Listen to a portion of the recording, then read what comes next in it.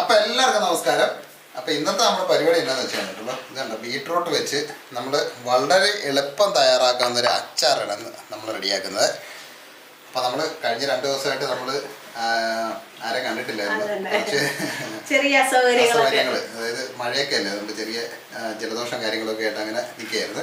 അപ്പോൾ ഇന്ന് നമ്മൾ പെട്ടെന്ന് തന്നെ നമ്മുടെ ബീട്രൂട്ട് വെച്ചൊരു അച്ചാറാണ് നമ്മളിന്ന് റെഡിയാക്കുന്നത്.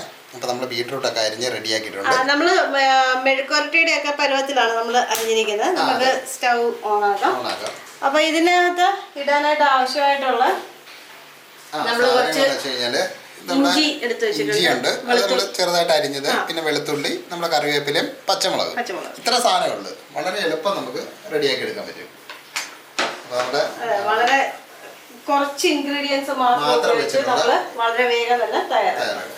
അപ്പോൾ നമ്മൾ വേണ്ട ചീനച്ചട്ടി. പിന്നെ പ്രത്യേകിച്ച് ഒരു കാര്യം എന്ന് വെച്ചാൽ അച്ചാർ ഉണ്ടാക്കുമ്പോഴത്തേക്ക് ഒരിക്കലും നമ്മുടെ അലുമിനിയം പാത്രമോ അല്ലെങ്കിൽ നോൺ സ്റ്റിക്കോ ഇതൊക്കെ ഉപയോഗിക്കാതിരിക്കുന്നതാണ് ഏറ്റവും നല്ലത്. നമ്മുടെ നാടൻ പാത്രങ്ങളൊക്കെയാണ് നല്ലത്. പിന്നെ ഇരുമ്പിന്റെ പാത്രം ഉപയോഗിക്കുമ്പോഴുണ്ടല്ലോ ചിലപ്പം ഈ നമ്മുടെ പുളി ഇറങ്ങുമ്പോൾ അതായത് നമ്മൾ വിനാഗിരിയൊക്കെ ചേർക്കുമ്പോഴത്തേക്കുണ്ടല്ലോ അതിന്റെ ഒരു പ്രശ്നം വരും. അപ്പൊ അതുകൊണ്ട് നമ്മൾ ചീനച്ചട്ടി, ഇത് കാസ്റ്റ് അയൺ ആയതുകൊണ്ട് ഇത് പ്രശ്നമില്ല. പിന്നെ നമ്മുടെ കൽച്ചട്ടി, കൽച്ചട്ടിയൊക്കെ ആണെങ്കിൽ വളരെ ഉത്തമമായിരിക്കും. അപ്പൊ നമ്മൾ എണ്ണ ഒഴിച്ചിട്ടുണ്ട്. എണ്ണ ചൂടാണ്. നമ്മുടെ അച്ചാർ ആയതുകൊണ്ട് മാത്രമാണ് നമ്മളൊരു സ്വല്പം കൂടുതൽ എണ്ണ ഒഴിച്ചത്. ഇപ്പൊ 2 ടേബിൾ സ്പൂണോളം എണ്ണ നമ്മൾ ഒഴിച്ചിട്ടുണ്ട്. അപ്പൊ എണ്ണ ചൂടായി വരുമ്പോഴത്തേക്ക് നമുക്ക് അപ്പൊ ഇനി ഇതിന്റെ അകത്ത് നമ്മൾ ആദ്യം തന്നെ ചേർക്കുന്നതെന്ന് വെച്ചാൽ നമ്മുടെ ഉലുവയാണ്. ഇത് സാധാരണ ഉലുവയില്ലേ, അത് തന്നെയാണ്. അത് നമ്മൾ പൊടിച്ചിട്ടൊന്നുമില്ല. പൊടിക്കാത്തത് കൊണ്ടാണ് നമ്മൾ ആദ്യം തന്നെ എണ്ണയിലേക്ക് ഇടുന്നത്. അപ്പൊ ഉലുവ മൂക്കണം. അതിന്റെ കൂട്ടത്തിൽ തന്നെ നമ്മുടെ കടുകില്ലേ, അപ്പൊ അവരെ പൊട്ടിച്ചെടുക്കണം. അതാണ് നമ്മുടെ ആദ്യത്തെ പരിപാടി. നമ്മുടെ കടുക്, നമുക്ക് ആവശ്യത്തിനുള്ള കടുക്, ഈ കടുകും ഉലുവയും കൂടെ പൊട്ടി വരുമ്പോഴത്തേക്ക് നമുക്ക് ബാക്കി കാര്യങ്ങളെല്ലാം ചേർത്ത്. നമ്മുടെ കടുക് ഉലുവയൊക്കെ പൊട്ടി റെഡി ആയിട്ടുണ്ട്, നന്നായിട്ട് റെഡി ആയിട്ടുണ്ട്. അപ്പോൾ അതിൻ്റെ കൂടെ നമുക്കുണ്ടല്ലോ നമ്മുടെ വറ്റലമുളക്. അപ്പോൾ വറ്റലമുളക് എപ്പോഴും ഇടുമ്പോഴത്തേക്ക് രണ്ടായിട്ടൊന്ന് മുറിച്ചിടണം, ഇല്ലെന്നുണ്ടെങ്കിൽ അവൻ പൊട്ടും. അപ്പോൾ അതുകൂടെ വിട്ടിട്ട് വളരെ ഡേഞ്ചറസ് ആയിട്ടുള്ള സാധനമാണ് വറ്റലമുളക്. അപ്പോൾ അതൊന്ന് ഇളക്കി കൊടുക്കുക.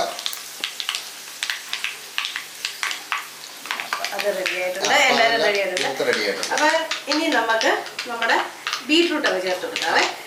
ഇപ്പൊ നമ്മള് എടുത്തു വെച്ചിരിക്കുന്ന ബീട്രൂട്ട് ഒന്ന് വെന്ത് കിട്ടണം. അപ്പൊ അതിനനുസരിച്ചിട്ട് നമ്മൾ ഇതിലേക്ക് ചേർത്ത് കൊടുക്കണം. എണ്ണ ഇച്ചിരി കൂടുതലാണല്ലോ സാധാരണ. ബീട്രൂട്ട് മുഴുവനായിട്ടുണ്ട്. ഇത് നമുക്കുണ്ടല്ലോ മറ്റേ ചെറിയ എന്താ പറയുക, ചതുരത്തിൽ വേണമെങ്കിലും അരിഞ്ഞെടുക്കാം. ഏത് രീതിയിൽ വേണമെങ്കിൽ നമുക്ക് അരിഞ്ഞെടുക്കാം, നമ്മുടെ ഇഷ്ടത്തിനനുസരിച്ചിട്ട് അരിഞ്ഞെടുക്കാം. അപ്പൊ ഈ സമയത്ത് നമ്മൾ തീ ഒന്ന് കുറച്ച് മീഡിയം ഫ്ലെയിമിലോട്ട് വേണം. ഈ നമ്മൾ ഇതിൻ്റെ അകത്ത് ഈ അച്ചാറിനകത്ത് ഇടുന്ന മുളകില്ലേ, മുളക് നല്ല ടേസ്റ്റാണ് കഴിക്കാനായിട്ട്. അത് ഇട്ടില്ലേലും കുഴപ്പമില്ല, വറ്റൽ മുളക് ഇട്ടില്ലേലും കുഴപ്പമില്ല, പക്ഷെ അത് നല്ലൊരു ടേസ്റ്റ് ആണ്. എരിവിന് ആവശ്യത്തിന് നമ്മൾ പച്ചമുളക് എടുത്തിട്ടുണ്ട്. ഇനി നമ്മുടെ മുളക് പൊടിയും കൂടെ ചേർത്ത് ചാടിപ്പോയി. അപ്പൊ ഇനി നമ്മള് എടുത്തു വെച്ചിരിക്കുന്ന നമ്മുടെ ഇഞ്ചി ഇട്ട് കൊടുക്കാം. അതിൻ്റെ കൂട്ടത്തിൽ തന്നെ വേഗം ചെയ്യും. വെളുത്തുള്ളി ഇട്ടു. പച്ചമുളക്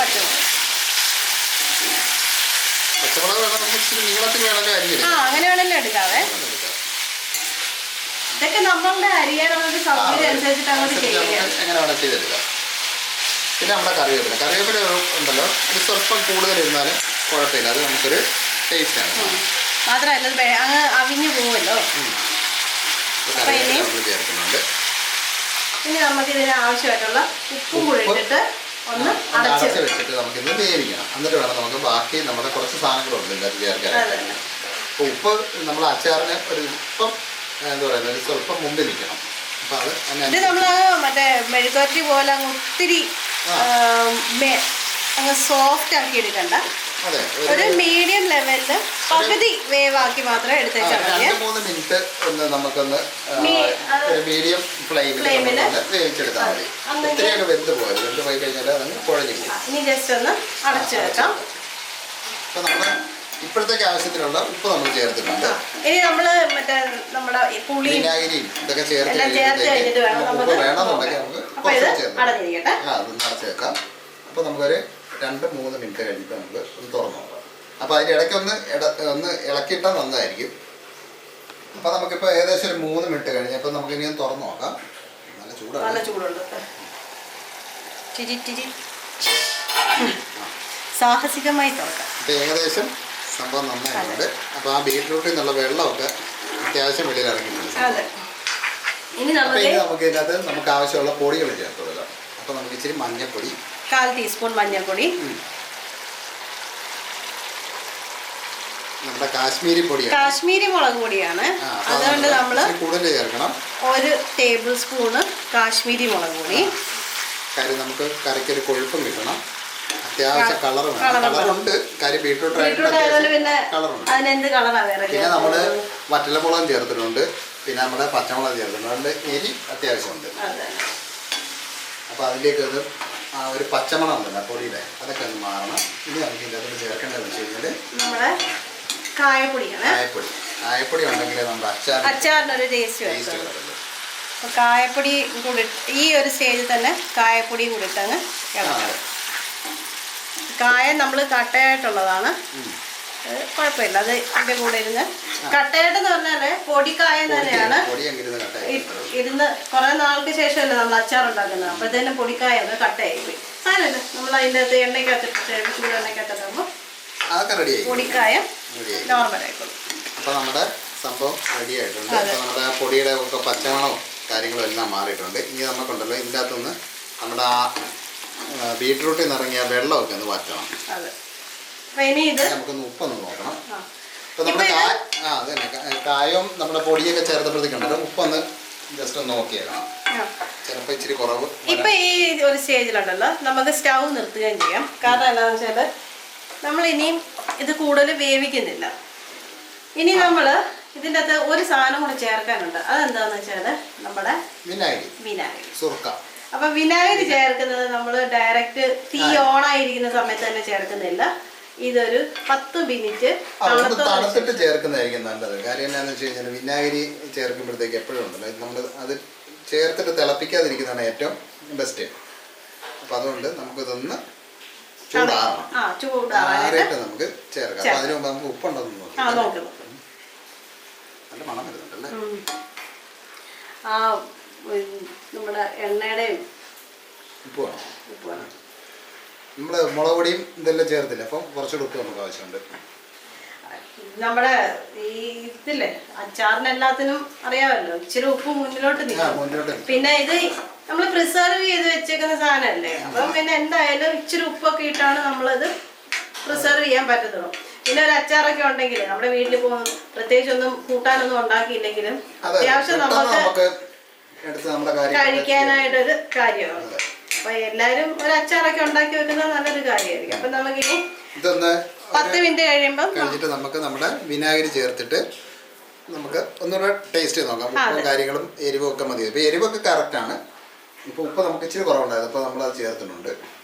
അപ്പൊ ഇനി 10 മിനിറ്റ് കഴിഞ്ഞിട്ട് നമുക്ക് വിനാഗിരി ചേർക്കാം. അപ്പൊ നമ്മുടെ അച്ചാറ് തണുത്തിട്ടുണ്ട്. അപ്പൊ ഇനി നമുക്ക് നമ്മുടെ വിനാഗിരി ചേർത്ത് കൊടുക്കാം. ഇപ്പം ഇത് നമ്മൾ 2.5 ടേബിൾ സ്പൂണ് ചേർത്തിട്ടുണ്ട്. ഇനി നമുക്ക് നന്നായിട്ടൊന്ന് ഇളക്കി ഇതെല്ലായിടത്തും ഒന്ന് ചേർത്ത് കൊടുക്കണം. ഈ അച്ചാറിൻ്റെ ഒരു പ്രത്യേകത എന്ന് പറഞ്ഞാൽ കുറച്ച് ദിവസം ഇരിക്കുമ്പോഴാണ് അതിന്റെ ടേസ്റ്റ് കൂടുതലായിട്ട് വരുന്നത്. പഴകും തോറും രുചി കൂടുമെന്ന് പറയുന്നത് അച്ചാർ എന്ന് പറയുന്നത്. പക്ഷെ മാങ്ങ വെക്കുമ്പോഴത്തേക്ക് പുളി കൂടും. പുളി ചില മാങ്ങയ്ക്ക് ഒരു പ്രത്യേകത ഉണ്ട്. അപ്പൊ ഇനി വിനാഗിരി ഒഴിച്ചതിന് ശേഷം ഉണ്ടല്ലോ നമ്മൾ ഈ തവിയിട്ട് ഇനി ഇളക്കുന്നതേ ഇല്ല, ഇതെടുത്ത് മാറ്റി. കാര്യം ഇതുണ്ടല്ലോ ഒരു കെമിക്കൽ റിയാക്ഷൻ നടക്കും. അപ്പൊ അതുകൊണ്ട് സാധ്യതയുണ്ട്. അപ്പൊ അതുകൊണ്ട് നമ്മുടെ പരിപാടി എല്ലാം കഴിഞ്ഞു.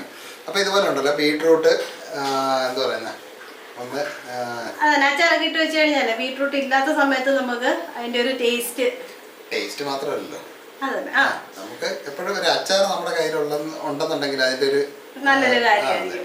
അപ്പൊ ഇതുപോലെ ബീട്രൂട്ട് അച്ചാറൊക്കെ ഇട്ടിട്ട് അതിന്റെ ടേസ്റ്റ് ഒക്കെ ഒന്ന് നോക്കിയിട്ട് അതിന്റെ അഭിപ്രായമൊക്കെ ഒന്ന് പറയുക. പിന്നെ നമ്മളെപ്പോഴും പറയുന്ന പോലെ നമ്മുടെ ചാനലൊക്കെ ഒന്ന് നമ്മുടെ വീഡിയോ ഒക്കെ ഇഷ്ടപ്പെടുകയാണെന്നുണ്ടെങ്കിൽ നമ്മുടെ ചാനലൊക്കെ ഒന്ന് സബ്സ്ക്രൈബ് ചെയ്യുക. പിന്നെ തൊട്ടടുത്തുള്ള ബെല്ലുണ്ടല്ലോ അതൊക്കെ ഒന്ന് ഓൺ ചെയ്ത് റെഡിയാക്കി വെക്കുക. പിന്നെ ഈ ഇങ്ങനെയുള്ള അച്ചാർ ഒന്ന് തയ്യാറാക്കിയിട്ട് അതിന്റെ അഭിപ്രായം ഒന്ന് നമ്മുടെ കമന്റ് ബോക്സിൽ ഒന്ന് പറയണേ, അത് മറക്കല്ലേ. അതെ. അപ്പോൾ നമുക്ക് വ്യത്യസ്തമായ പുതിയൊരു രുചിയുമായിട്ട് നമുക്ക് നാളെ കാണാം. അപ്പോൾ എല്ലാവർക്കും ബൈ.